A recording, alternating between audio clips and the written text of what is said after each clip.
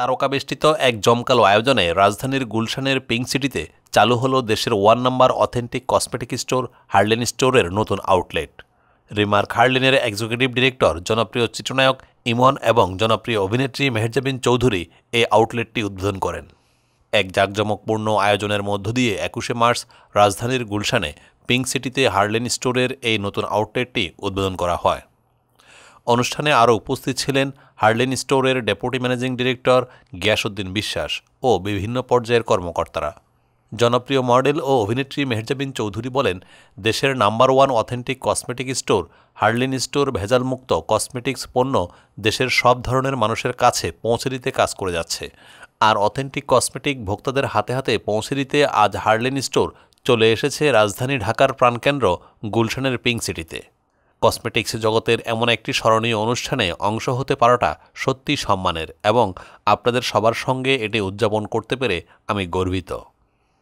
উল্লেখ্য, Remark LLC ইউএসের affiliated প্রতিষ্ঠান রিমার্ক এইচবি প্রতিষ্ঠিত করেছে দেশের সবচেয়ে বড় retail chain shop Herlan store, যেখানে পাওয়া যাচ্ছে শতভাগ authentic colour cosmetics, skin care, home care ও পার্সোনাল কেয়ার পণ্য। রিমার্ক হার্লেনের সঙ্গে অন্তর্ভুক্ত হয়েছেন মেগাস্টার শাকিব খান, জনপ্রিয় সঙ্গীতশিল্পী ও অভিনেতা তাহসান, জনপ্রিয় চিত্রনায়িকা পরিমণি, বিদ্যাসিনা মিম, নুসরাত ফারিয়া, তানজিন তিশা, নাজিফা তুষি, সাবিলা নূর, কেয়া পায়েল, প্রার্থনা ফারদিন দিঘি, পূজা চেরি ও চিত্রনায়ক মামুনুন হাসান ইমন ও সিয়াম আহমেদের মতো জনপ্রিয় ও দর্শকনন্দিত মিডিয়া ব্যক্তিত্ব। ঢাকায় সিনেমার আলোচিত অভিনেত্রী শবনম বুবলির ছেলে শেহজাদ খান বীরের জন্মদিন। 4 পেরিয়ে 5 বছরে পা রেখেছে সে। ছেলের জন্মদিনে ভেরিফাইড ফেসবুক পেজে তার সঙ্গে একটি ছবি পোস্ট করেছেন বাবা শাকিব খান। পাশাপাশি তার ভবিষ্যতের জন্য দোয়া করেছেন। শুক্রবার 21শে মার্চ দুপুরে ফেসবুকে বীরের পুরনো একটি ছবি পোস্ট করে শুভেচ্ছা জানান শাকিব খান। সেখানে তিনি লিখেছেন, শুভ জন্মদিন আমার ছোট রাজকুমার। বড় হয়ে একজন সত্যিকারের ভালো মানুষ হও। মহান আল্লাহর কাছে সবসময় প্রার্থনা করি পৃথিবীর সব সুখ আর সফলতাকে যেন তুমি স্পর্শ করতে পারো তোমার জীবনে। মনে রেখো, যখনই তোমার আমাকে প্রয়োজন হবে আমি সবসময় তোমার পাশে আছি, ভালোবাসি। শাকিব খানের হাত ধরে 2016 সালে ঢাকায় সিনেমায় পা রাখলেন অভিনেত্রী শবনম বুবলি। পরে শাকিবের জুটি হয়ে কাজ করেছেন শুটার, রংবাজ, অহংকার, চিটাঙ্গা পোয়া, নোয়াখালী মাইয়া, সুপার হিরো, ক্যাপ্টেন খান, পাসওয়ার্ড সহ টানা 12টি সিনেমায়। 2019 সালে বীর সিনেমার শুটিং শুরু করেন শাকিব খান বুবলি। ওই সময় ছড়িয়ে পড়ে বুবলির অন্তঃসত্ত্বা। তার গর্ভে শাকিব খানের সন্তান, যদিও কড়া নিরাপত্তার মধ্য দিয়ে শেষ হয় বীর ছবির শুটিং। এরপরে আড়ালে চলে যান বুবলি।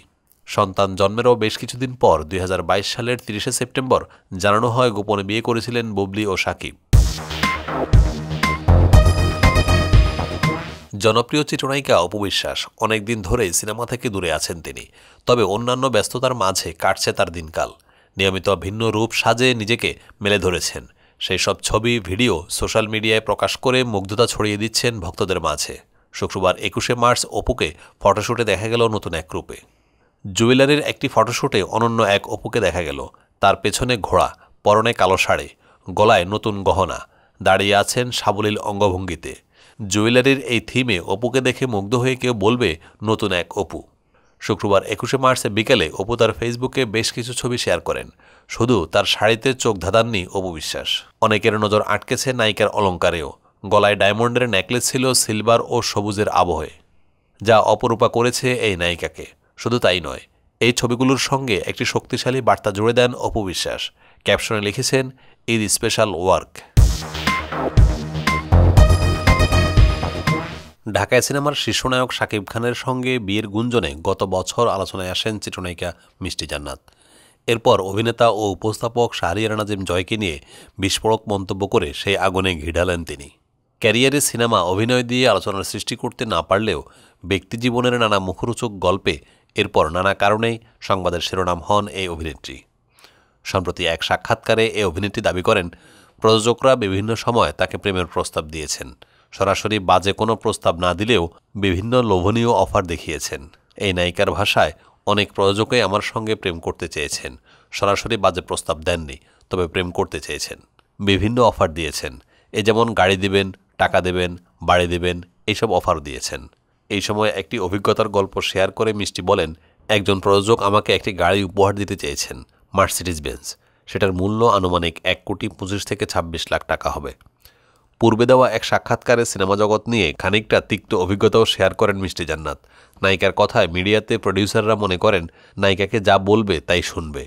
পরে যখন আমার সিনেমা অলমোস্ট শেষ, সেই সময় উনি ডেকেছিলেন আমাকে, রুমে নক করেছিলেন রাতের বেলায়। আমি তো আর যাইনি। পরে তিনি আমার সঙ্গে খুব বাজে বিহেভ করে, যা স্মরণীয় হয়ে থাকবে।